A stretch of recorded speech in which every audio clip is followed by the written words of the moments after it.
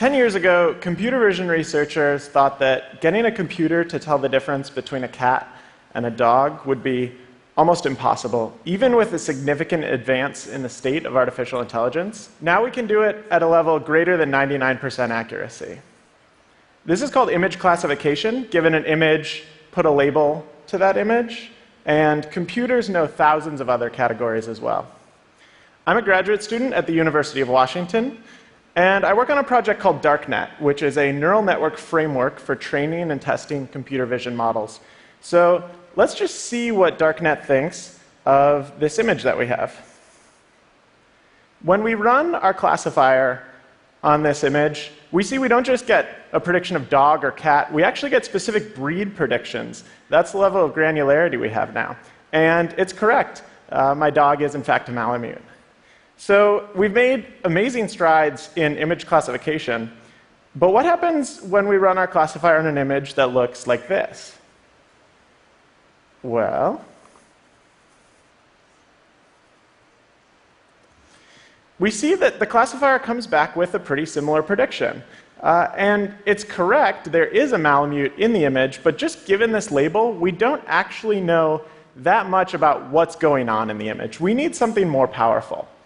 I work on a problem called object detection, where we look at an image and try to find all of the objects, put bounding boxes around them, and say what those objects are.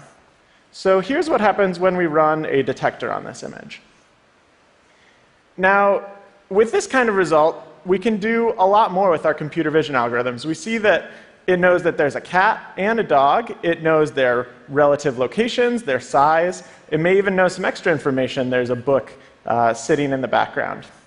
And if you want to build a system on top of computer vision, say a self-driving vehicle or a robotic system, this is the kind of information that you want.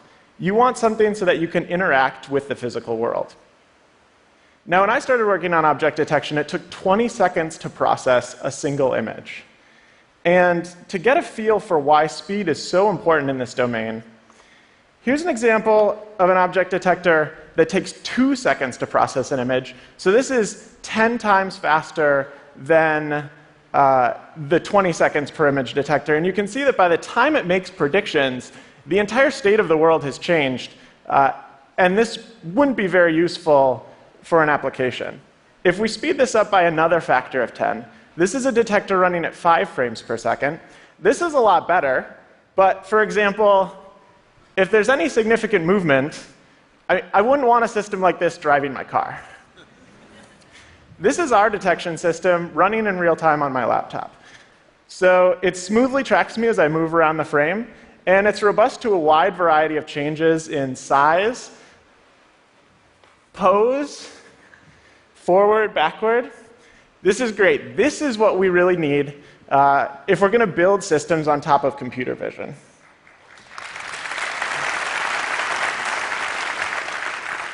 So in just a few years, we've gone from 20 seconds per image to 20 milliseconds per image, 1,000 times faster. How did we get there? Well, in the past, object detection systems would take an image like this and split it into a bunch of regions, and then run a classifier on each of these regions. And high scores for that classifier would be considered detections in the image. But this involved running a classifier thousands of times over an image, thousands of neural network evaluations to produce detection. Instead, we trained a single network to do all of detection for us. It produces all of the bounding boxes and class probabilities simultaneously. With our system, instead of looking at an image thousands of times to produce detection, you only look once. And that's why we call it the YOLO method of object detection. So with this speed, we're not just limited to images. We can process video in real time. And now, instead of just seeing that cat and dog, we can see them move around and interact with each other. This is a detector that we trained on 80 different classes in Microsoft's COCO dataset. It has all sorts of things like spoon and fork, bowl, common objects like that. It has a variety of more exotic things, animals, cars, zebras, giraffes. And now we're going to do something fun. We're just going to go out into the audience and see what kind of things we can detect. Does anyone want a stuffed animal? There's some teddy bears out there. And we can turn down our threshold for detection a little bit so we can find more of you guys out in the audience. Let's see if we can get these stop signs. We find some backpacks. Let's just zoom in a little bit. And this is great. And all of the processing is happening in real time on the laptop.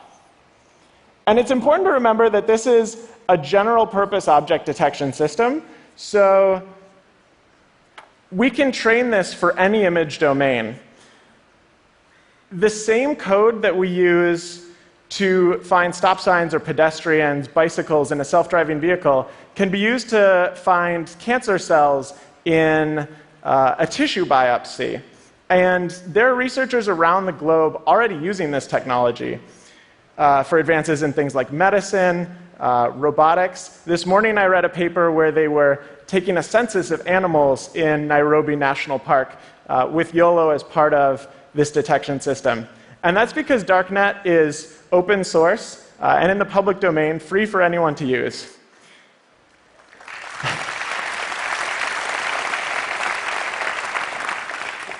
But we wanted to make detection even more accessible and usable.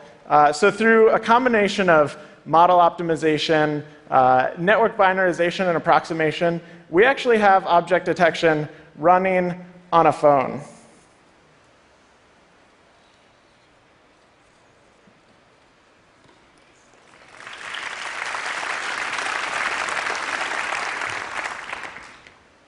And I'm really excited because now we have a pretty powerful solution to this low-level computer vision problem, and anyone can take it and build something with it. So now the rest is up to all of you and people around the world with access to this software, and I can't wait to see what people will build with this technology. Thank you.